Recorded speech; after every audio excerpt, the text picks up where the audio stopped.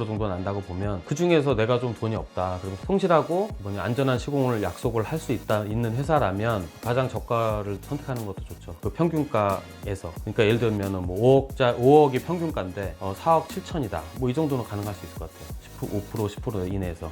그런데 5억짜리가 뭐 3억 8천이다. 이런 거는 1억 차이가 넘게 나는 거는 이해가 안 되는 거니까 그거는 이제 지양해야 되죠.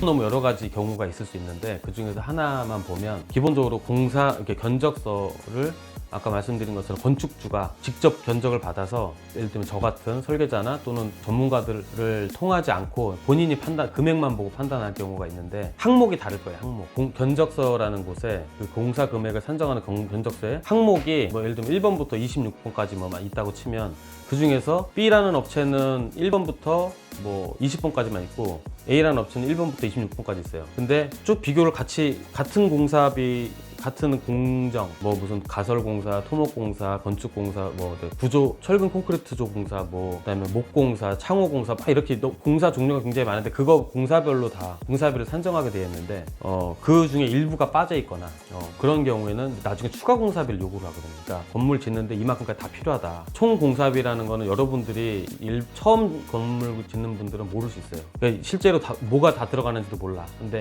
총액만 따져서 비교를 하게 되면 뭐가 중간에 빠져 있는지 모르는 거죠. 그러니까 예를 들어 차 살 때 옵션, 그래서 썬루프가 있는 차를 봤는데 이 차는 썬루프가 없어.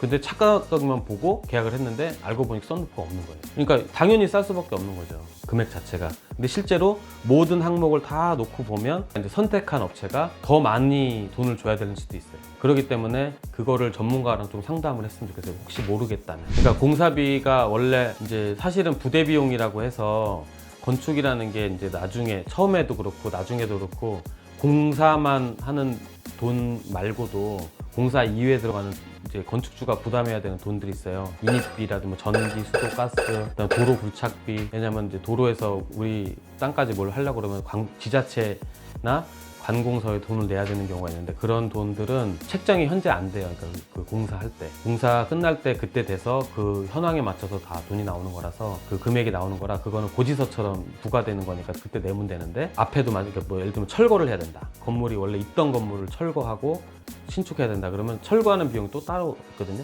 근데 그 비용이 일반인들은 그거 다 당연히 부시고 공사하겠지라고 생각해서 그 비용이 포함된 걸로 알고 있는데 그게 안 포함된 경우도 있고 그래요. 그래서 건축공사비라는 거는 어디에서부터 어디까지 들어가는 돈인지를 다 확인을 해야 돼요. 근데 그거를 이제 일반인이 잘 모르겠다면 전문가를 꼭 찾아가서 꼭 반드시 확인을 했으면 좋겠어요. 그 비용이 얼마 안 되는 것 같지만 비용이 설령 들더라도 최종적으로 그 건물을 준공하고 또는 준공하기 전에 들어가는 그런 비용들에 비하면 아무것도 아니에요. 정말 저는 아무리 작은 건물이라도 몇 억씩 들어가는 그런 물건인데 그 물건을 구매한다고 생각하면 돼요. 그걸 이제 만들어서 구매를 하는 거지만 그런 구매할 때 반드시 생각해야 되는 거는 이런 너무 어려운 상황들 많이 봐갖고 건축주들이 고생하는 상황 뭐 너무 많이 봐서 처음에 설계비 또는 그 전문가들 찾아가는 자문비, 그 다음에 계약서 쓸 때 변호사비, 계약서 쓸 때 변호사를 꼭 상담을 받고 계약서를 같이 쓰는 게 되게 좋다고 생각을 하고요.